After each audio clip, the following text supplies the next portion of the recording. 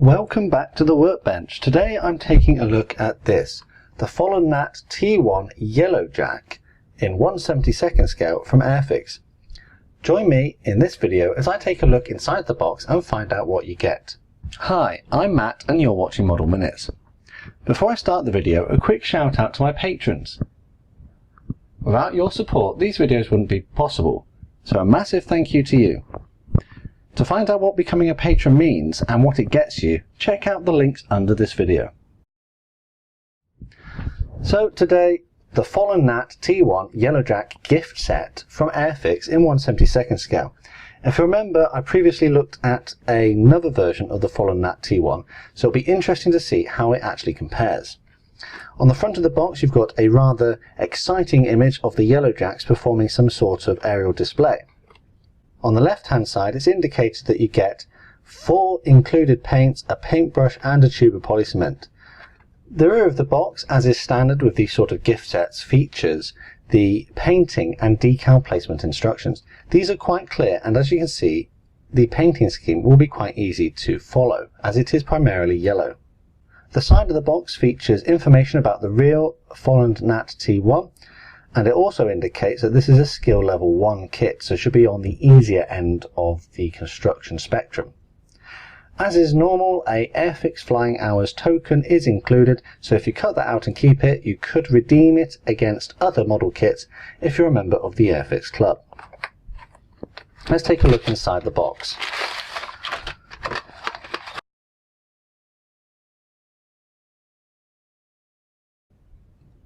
You get a set of instructions, decals, paints and cement, components and paintbrush. Let's take a look at the instructions first. The instructions follow the very familiar format from Airfix. Multilingual information about the real Folland Gnat T1 is present on the front, and turning over the page you'll find some safety warnings and a key to the different symbols you'll encounter during the build. As is sort of normal with the gift sets, it's actually a fold-out sort of booklet, whereas normally you're issued with a A4 booklet which has staples and you can just flick through it like a book. What I quite like about these steps is that they're not very busy. Each one only has a couple of things happening in them. That's probably part of the reason why there are 18 steps. Oh, there's 27 steps, I was wrong. Each paint colour is annotated as you progress through the build, so that makes it easier too, and decals are included for the control panel. It's worth noting that you do have the choice of depicting the landing gear raised or lowered. Additionally, if you wish to install a display stand, you'll have to open these holes on the bottom of the aircraft. This looks like it'll be quite an easy build. The decals are to the normal standard from Airfix, and as is quite normal with the gift sets, not a great deal are present. The printing seems to be quite fine, and even the small words are reasonably legible.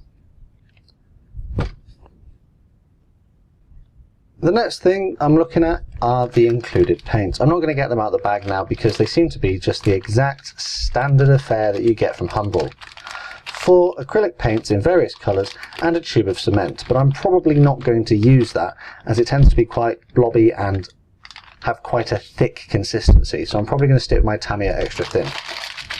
The paintbrush is a number 2 from Humbrol, and I quite like these ones as they're much better than the previous offerings you used to get in the gift sets. They tend to retain their shape quite well and apply the paint to the model quite uniformly. A number 2 will allow you to get quite fine detail, but it's not the finest one you can get, so perhaps if you're starting out it might be worth getting a few more paintbrushes. Let's take a look inside the bag and see what the components are like. There we go, so you get 2 sprues moulded in the grey-blue plastic, which is quite standard from Airfix, and also one which is clear and contains the cockpit canopy. The cockpit canopy is crystal clear and seems to be very well moulded with no flash beam present. It does have moulded frames on the piece and they are quite clear and pronounced from the surface, which will make painting quite easy. The remainder of the parts seem to be identical to the previously reviewed Folland Gnat kit that I looked at. No flash seems to be present. Recessed panel lines and raised details where appropriate are present throughout the moulding. On the inside there's even a reasonable representation of cockpit walls.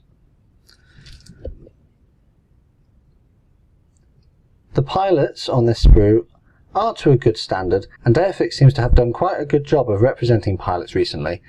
In their older kits they weren't so good, so maybe I'll actually include these ones.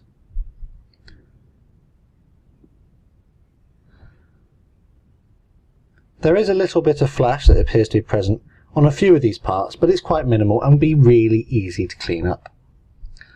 So there we go, that's the Folland Gnat T.1 Yellowjack starter set from Airfix. 2 sprues moulded in grey-blue plastic and 1 clear. A set of decals which seem to be well printed, but I guess I'll have to see how they apply to the model and if they're any good. A set of instructions that are easy to follow. Some standard Humbrol paints for the correct paint scheme, and a number 2 paintbrush. So, what do I think of this kit? Well, overall it seems to be pretty much identical, parts-wise, to the earlier Folland Gnat that I reviewed. The main difference being, however, that you get paints and cement and brush included. The decals are considerably simpler, and also the paint scheme is pretty much one colour. So that would make it ideal for a beginner.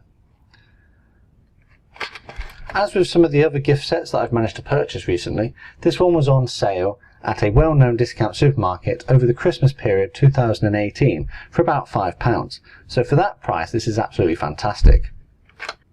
So if you'd like to see me build this model, make sure you leave a comment down below. Also, I'm eager to hear any suggestions you might have for other videos you'd like to see on my channel. All that's left to say is thanks for watching, and I'll see you all on the workbench again next time.